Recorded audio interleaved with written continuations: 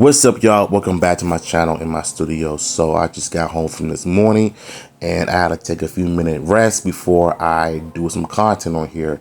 But for some odd reason, when I stumbled upon Twitter, Johnny he keeps tagging me like crazy. So I was like, I might as well just do a video because I know it's going to be about the reignition line and not about the reboot, which I don't mind. So yeah, the reignition line is pretty much Playmate's way of doing certain things that Hasbro could not do for the past 30 years, which was put out toys and TV shows. So shout out to Ranger Universe Latino America. The Automorph Ninja and Pink Ranger Cavern figures will be released for sale in 2027 as part of Season 3. Now, like I said, Season 3 of MEPR had mixed bags for a lot of people, especially for me when it came to the Alien Rangers being added to the miniseries saga to end off MEPR, which was the worst thing they've ever done. And I'm gonna do my video on why I really hate the Alien Rangers in the future, but they were pretty much the weakest part of MEPR Season 3 as a whole.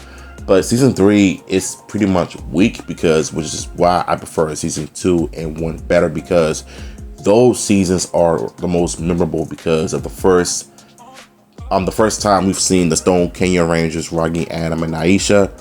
Though I like the Adam and Aisha more than Rocky. That's just saying much, you know what I'm saying? So yeah, Season 2 and 1 are better than Season 3. I'm just saying because Season 3 had its problems, but it had a lot of good and darker moments that set the tone for what's to come in future Power Rangers. The reignition Rito Revolto and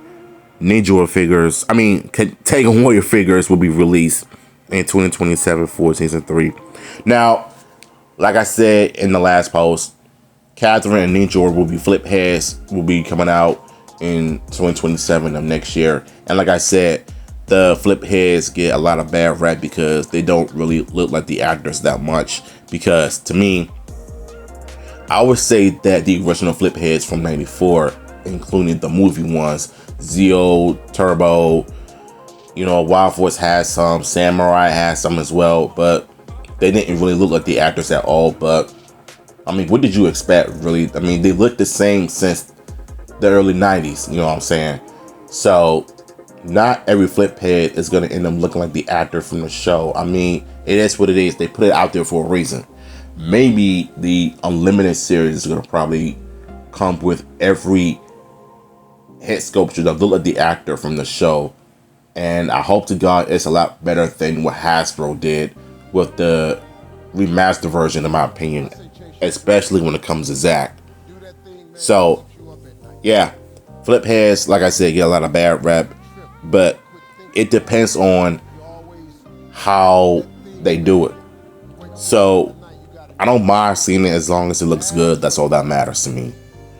And also, the Tango Warriors and Rito Revolto will be coming out next year as part of the basic line, not the Unlimited series, because we know that the Unlimited series is based off the Power Rangers Unlimited comic book from Boom Studios. And who knows, they're going to probably release the Tiger Strike Yellow Ranger, which is training basically.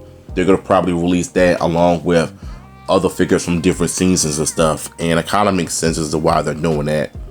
And so for me, I think, like I said all the time, Playmates is doing exactly what Hasbro could have done for the past 3 years, was put out more TV shows and remakes of the classic series, as well as putting out more toys and everything, which makes a lot of sense.